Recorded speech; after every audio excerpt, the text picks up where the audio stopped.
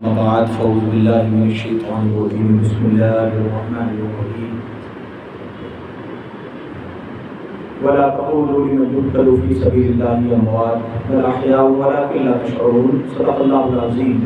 درود پاک پڑھنے اللهم صل على سيدنا شفيعنا مولانا محمد وعلى آله وبارك وسلم. صلاۃ و سلام علیک یا رسول اللہ صلی اللہ علیہ وآلہ وسلم. میرے عزیزوں دوستوں، ہم ذکر شہادت امام پاک امام علی مقام امام حسین رضی اللہ تعالیٰ عنہ میں بیٹھے ہیں. سید الشہداء امام علی مقام امام حسین رضی اللہ تعالیٰ عنہ کی تاریخ ولادت اور آپ کے فضائل پاک، اور پھر امام علی پاک امام علی مقام امام حسین رضی اللہ تعالیٰ عنہ کی شہادت کی جو شہرت ہے، وہ تمام چیزیں ہم کو پہلے سے بیان کر چکے ہیں. اور اب انشاءاللہ الرحمن میں نے ابھی عصر کی نماز کے بعد یزید کے بارے میں بتایا تھا کہ یہ کون ہے، اور اس کا ذکر کیا تھا کہ یزید حضرت امیر معاویہ کا بیٹا تھا، اور یہ وہی بدبخت انسان ہے امیہ خاندان کا جس کی پیشانی پر نواسہ رسول جگر گوشہ بطول حضرت بی بی فاطمہ رضی اللہ تعالیٰ عنہ کے شہزادے حضرت امام حسین رضی اللہ تعالیٰ عنہ کے قتل کا داغ ہے. یہ 25 ہجری میں پیدا ہوا. اس کی ماں کا نام میسون بنت نجد الکلبی ہے. نہایت ہی موٹا، بدنما، بدخلق، فاجر و فاسق، شرابی، بدکار، ظالم، عیار، مکار، بے ادب اور گستاخ.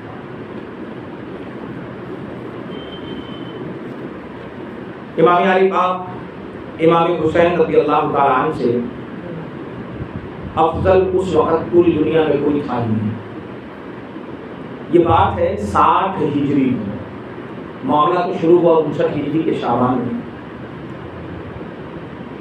تو آج ابھی ہم سماعت کرتے ہیں یزید کی تخت نشینی اور طلب بیعت. حضرت امیر معاویہ رضی اللہ تعالیٰ عنہ کے وفات کے بعد یزید نے تخت نشین ہوتے ہی اپنی بیعت کے لیے ہر طرف خطوط روانہ کیا اور حکم نامے بھیجے.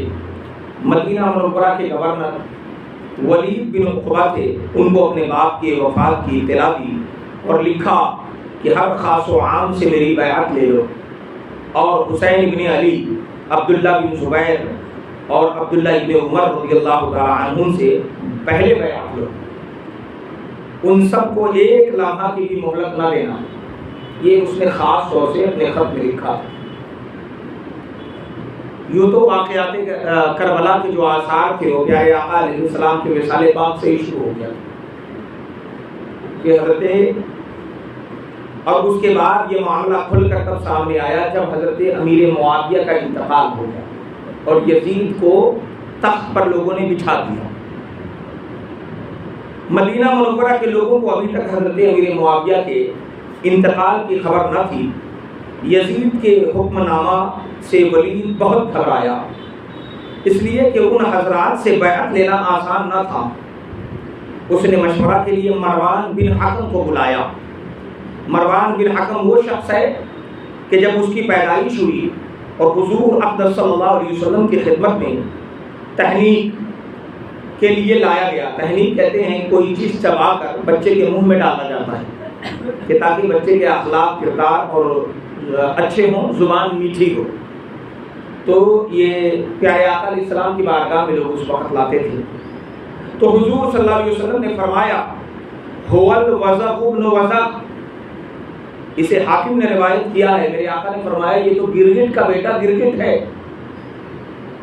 یہ حاکم وہ شخص تھا مروان بن حکم. میرے نبی نے فرمایا کہ یہ گرگٹ کا بیٹا گرگٹ ہے. بخاری اور نسائی اور ابن ابو حاتم اپنی تفسیر میں روایت کرتے ہیں کہ حضرت عائشہ صدیقہ رضی اللہ تعالی عنہا نے فرمایا لعن رسول اللہ صلی اللہ علیہ وآلہ وسلم ابا مروان ومروان فی صلبہ فمروان یفید من لعنت اللہ.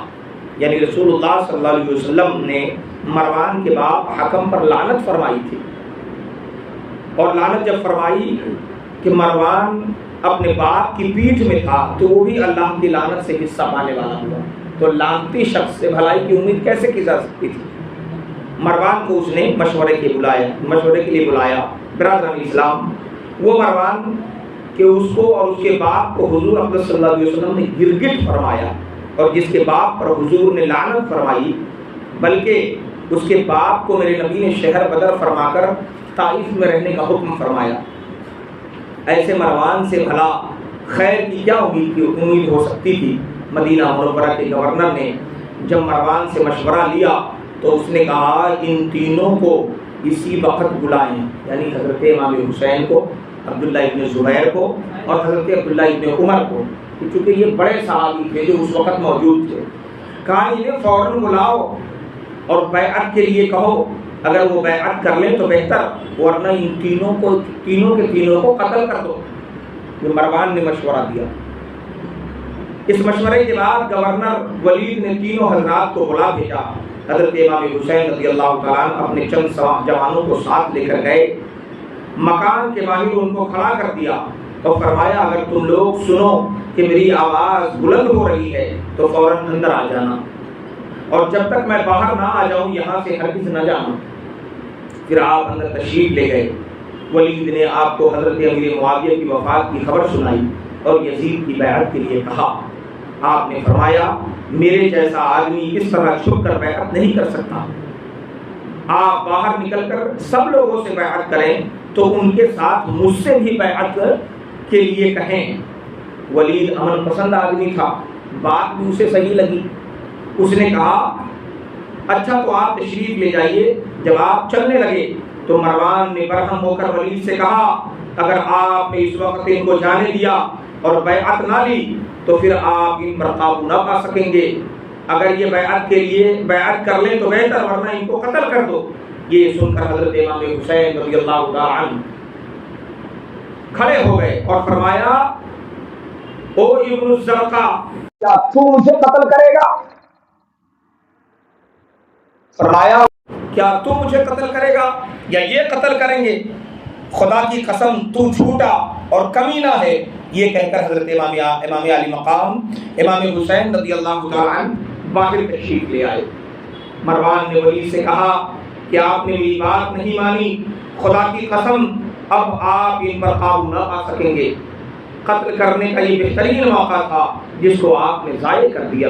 ولید نے کہا افسوس ہے تجھ پر، تم مجھے ایسا مشورہ دے رہے ہو جو میرے دین کی تباہی ہے، جس میں میرے دین کی تباہی ہے، میرا ایمان برباد ہو جائے گا۔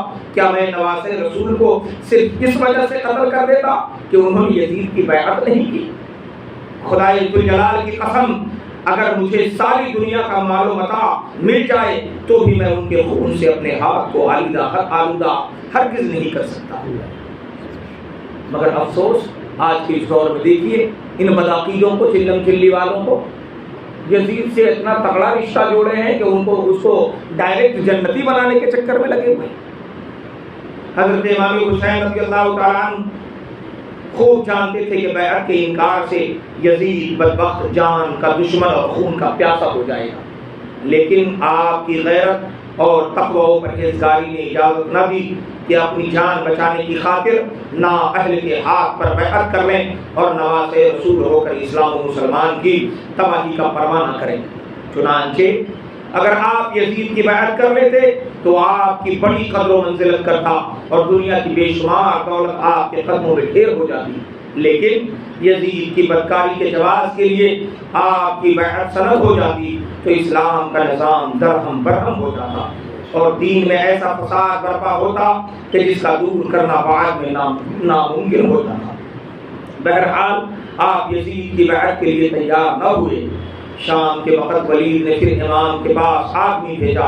آپ نے فرمایا اس وقت تو میں نہیں آ سکتا۔ ولید نے پھر آدمی بھیجا تو آپ نے فرمایا میں اس وقت تو نہیں آ سکتا، صبح ہونے دیجیے پھر دیکھیں گے کیا ہوتا ہے۔ ولید نے یہ بات مان لی اور آپ اسی رات اپنے اہل و عیال اور عزیز و اقارب کے ساتھ مدینہ منورہ سے مکہ معظمہ کا سفر کرنے کے لیے تیار ہوئے۔ برادران اسلام، مدینہ منورہ وہ شہر مقدس ہے جو حضور انور سید عالم جناب محمد رسول اللہ صلی اللہ علیہ وسلم کو سارے شہروں میں سب سے زیادہ محبوب ہے، جیسا کہ خود حضور ارشاد فرماتے ہیں لا یقبل النبی الا فی احب الامکنۃ الیہ، یعنی نبی اسی جگہ انتقال فرماتا ہے جو جگہ اسے سب سے زیادہ محبوب ہو، اور رسول کائنات صلی اللہ علیہ وسلم کا وصال پاک مدینہ میں ہوا، معلوم ہوا کہ سارے شہروں میں آپ کو سب سے زیادہ پیارا مدینہ طیبہ ہے، اور مدینہ وہ شہر ہے جس کو میرے آقا نے اسلام کا مرکز بنایا، ہم سبھی کو معلوم ہے۔ مدینہ یثربی رہتا کبھی طیبہ نہیں ہوتا، محمد مصطفیٰ کا گھر وہاں جلوہ نہیں ہوتا۔ اور مدینہ وہ شہر رسول ہے جس کی آب و ہوا ایسی ہے کہ جہاں بیماریاں ہوتی ہی نہیں ہے، وہ شہر محبت ہے۔ تو مدینہ جانے کی تمنا اللہ سب کی قبول فرمائے۔ تو مدینہ میں میرے آقا علیہ السلام کا وصال ہوا، یہ شہر میرے آقا کو سب سے زیادہ پسند ہے، اور مدینہ شہر میں وہ جو گنبد ہے جس کے بارے میں شاعر نے کہا ہرا گنبد جو دیکھو گے نظارہ بھول جاؤ گے، اگر طیبہ میں جاؤ گے تو آنا بھول جاؤ گے۔ اسی شہر رسول کو نواسۂ رسول چھوڑنے پر مجبور ہو گئے۔ اس ظالم یزید اور بدبخت کو کیسے لوگ جنتی بنانے کے چکر میں پڑے ہوئے، بڑے عجیب ہیں، عقل کے اندھے یہ نہیں جانتے کہ انہوں نے کتنی بڑی گستاخی کی، کتنا بڑا جرم کیا اس شخص نے، اس بدخلق اور ملامتی شخص نے۔ اور جب حضور کو وہ سب سے زیادہ پیارا ہے تو حضرت امام حسین کو بھی وہی شہر سب سے زیادہ پیارا ہے، مگر حالات نے اس محبوب شہر کے چھوڑنے پر آپ کو مجبور کر دیا۔ سفر کی تیاری مکمل ہو گئی، اونٹوں پر کجاوے کسے تھے، اور اہل بیت رسالت کا یہ چھوٹا سا مقدس قافلہ مدینہ رسول کی جدائی کے صدمہ سے روتا ہوا گھروں سے نکل پڑا۔ پورا مدینہ خاموشی کی نیند سویا تھا، اور ایک گھرانہ جاگا ہوا تھا، اور وہ گھرانہ نواسۂ رسول کا خاندانی نبوت کا گھر تھا۔ پورا مدینہ خاموشی کی نیند سویا تھا، لیکن حضرت امام حسین کو غلط ثابت کرنے کے لیے ظالمین یزید کو جنتی بنانے لگے کہ کسی طرح یزید کو جنتی بنا دیا جائے تاکہ امام حسین کے بارے میں یہ ثابت ہو جائے کہ جب یزید جنتی تھا تو امام حسین نے اس کی بیعت کیوں نہیں کی۔ اس طرح کے پروپیگنڈے چلائے جاتے ہیں، لیکن دوستو حقیقت کیا ہے؟ ساری دنیا کو نیند آ گئی، ان کا دیوانہ بیدار ہے۔ ساری دنیا کو نیند آ گئی، ان کا دیوانہ بیدار ہے۔ آپ ہی فیصلہ کیجئے کون جنت کا حقدار ہے، آپ ہی فیصلہ کیجئے کون جنت کا حقدار ہے۔ یہ چھوٹا سا قافلہ اپنے گھروں سے نکل پڑا۔ حضرت امام حسین رضی اللہ تعالیٰ عنہ اپنے نانا جان کے روضہ انور پر آخری سلام کرنے کے لیے حاضر ہوئے۔ دوستو برادران ملت، امام عالی مقام جب اپنے نانا جان کے آستان مقدس پر آخری سلام کے لیے حاضر ہوئے ہوں گے، کیسا سما رہا ہوگا؟ دل نے کن روتی آنکھوں سے نانا کو سلام کیا ہوگا؟ اس وقت آپ پر کیا کیفیت طاری ہوئی ہوگی؟ بلا شبہ دیدہ خوبار نے اشک غم کی بارش کی ہوگی اور عرض کیا ہوگا کہ نانا جان، میں آپ کا مقدس شہر چھوڑ کر جا رہا ہوں، وہ شہر کے جو مجھے سب سے زیادہ عزیز اور پیارا ہے، اس لیے چھوڑ رہا ہوں کہ میرا یہاں رہنا دشوار ہو گیا ہے، میں جہاں جا رہا ہوں مجھے جانے کی اجازت دیجیے۔ آپ کے نانا جان سید عالم جناب محمد رسول اللہ صلی اللہ علیہ وسلم نے آغوش رحمت و محبت میں آپ کی پرورش کی تھی، اس وقت روضے انور میں ان کا کیا حال ہوا ہوگا۔ اس کا تصور اہل محبت کے دلوں کو پاش پاش کر دیتا ہے کہ جس نانا نے اپنی گود میں جس نواسے کو پالا ہے، آج انہی کی امت نے ان کے نواسے کو مجبور کر دیا اپنا شہر چھوڑنے پر۔ یہ دن کتنے رنج و غم کا دن تھا کہ جگر گوش رسول فرزند علی، وہ حضرت فرزند علی و بطول جن کا سب کچھ مدینہ میں ہے، مگر آج وہ مدینہ سے جا رہا ہے اور ہمیشہ ہمیشہ کے لیے جا رہا ہے۔ آپ الوداع اے نانا جان، الوداع کہتے الوداع کہہ کر روتے ہوئے واپس ہوئے اور ڈوبتے ہوئے دل کے ساتھ مدینہ منورہ پر حسرت بھری نگاہ ڈالتے ہوئے مکہ معظمہ کی جانب روانہ ہو گئے۔ یہ واقعہ 4 شعبان 60 ہجری کا ہے، جب آپ مکہ معظمہ پہنچ گئے اور آپ کی تشریف آوری کی لوگوں کو خبر ہوئی تو جوق در جوق لوگ آپ کی خدمت میں آنے لگے اور آپ کی زیارت کا شرف حاصل کرنے لگے، کیونکہ پوری دنیا میں اس وقت حضرت امام حسین کے علاوہ کوئی دوسرا نواز رسول موجود نہ تھا۔ مکہ معظمہ میں آپ ایک پناہ گزین کی حیثیت سے مقیم رہے، نہ آپ نے یزید کے خلاف کسی سے بیعت لی اور نہ آپ نے اپنی موافقت میں کوئی لشکری طاقت فراہم کی۔ حضرت امام علی مقام امام حسین رضی اللہ تعالیٰ عنہ مکہ شریف میں ٹھہرے رہے۔ مکہ شریف میں امام پاک امام علی مقام امام حسین رضی اللہ تعالیٰ عنہ رکے رہے اور آپ نے کوئی لشکری اکٹھا نہ کیا۔ چاہتے امام پاک تو لاکھوں لشکر آپ کے جھنڈے تلے جمع ہو جاتا، صرف زبان سے نکالنے کی دیری، مگر امام پاک کا مقصد کسی سے لڑائی کرنا نہ تھا۔ امام پاک اگر جنگ کرنے کی نیت سے کربلا گئے ہوتے تو 6 مہینے کے چھوٹے بچے کو لے کر نہیں جاتے، اور ایسا بھی نہ تھا کہ امام پاک کی پیروی کرنے والا کوئی نہ تھا، صرف زبان پاک سے نکلنا تھا کہ لاکھوں دیوانے آ جاتے اور آپ کی مدد کے لیے تیار ہوتے۔ لیکن امام پاک مکہ معظمہ میں ٹھہرے رہے۔ 4 شعبان کو امام پاک امام علی مقام امام حسین رضی اللہ تعالیٰ عنہ مکہ مکرمہ کے لیے روانہ ہوئے مدینے سے، اور پھر آپ مکہ مکرمہ پہنچے۔ پھر جب آپ مکہ مکرمہ میں قیام کیا آپ نے، تو پھر کوفہ والوں نے آپ کو خط بھیجنا شروع کیا۔ کوفہ شہر کی بنیاد اس وقت پڑی جب 14 ہجری سے 16 ہجری تک قادسیہ وغیرہ میں فتوحات کے بعد مسلمانوں کی فوج نے عراق میں سکونت اختیار کی اور مدائن کی آب و ہوا ان کے موافق نہ ہوئی، تو صحابی رسول حضرت سعد بن ابی وقاص رضی اللہ تعالیٰ عنہ کے حکم سے یہ جگہ تلاش کی گئی اور مسلمانوں کے لیے مکانات کی تعمیر ہوئی۔ پھر 17 ہجری میں اپنی فوج کے ساتھ مدائن سے منتقل ہو کر یہاں مقیم ہوئے۔ اس طرح کوفہ شہر کا وجود ہوا۔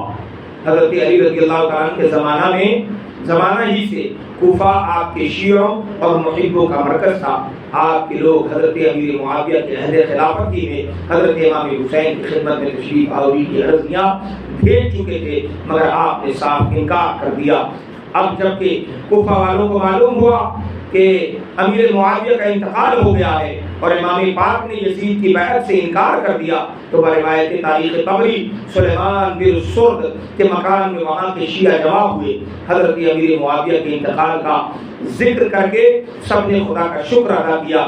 پھر سلیمان نے سب سے کہا معاویہ کا انتقال ہو گیا ہے اور حضرت امام حسین نے یزید کی بیعت سے انکار کر دیا ہے اور مکہ چلے گئے ہیں، آپ لوگ ان کے باپ کے شیعہ ہیں، اگر ان کے مددگار بن سکتے ہیں اور ان کے دشمنوں سے جنگ لڑ سکتے ہیں تو ان کی تشریف آوری کے لیے خط لکھیں، اور اگر کمزوری یا بزدلی کا اندیشہ ہو تو دھوکہ دے کر ان کی جان کو خطرے میں نہ ڈالنا۔ یہ پہلے مشورہ ہو گیا تھا کوفہ میں۔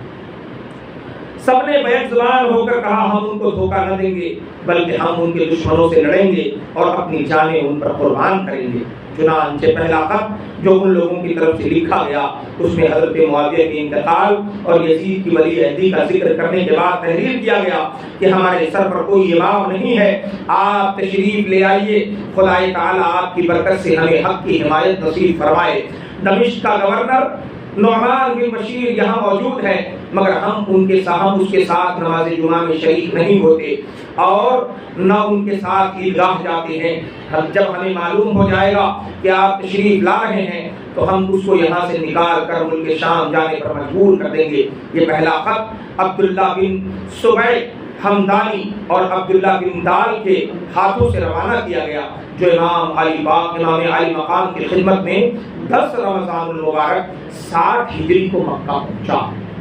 اس خط کی روانگی کے بعد 2 ہی دن کے عرصے میں 53 خط اور تیار کی گئیں، جو 1، 2، 3 اور 4 آدمیوں کے دستخط سے تھیں۔ یہ سارے خطوط 3 آدمیوں کے ہاتھ ارسال کیے گئے۔ اس کے بعد پھر کچھ مخصوص لوگوں نے عرضیاں بھیجی۔ یہ سب ایک کے بعد دیگرے تھوڑے وقفے سے حضرت کی خدمت میں پہنچ گئی۔ اب اس کے آگے کیا واقعہ ہوا انشاءاللہ الرحمن آپ کل سماعت فرمائیں۔ صلو علی الحبیب صلی اللہ علی محمد صلی اللہ علیہ وسلم۔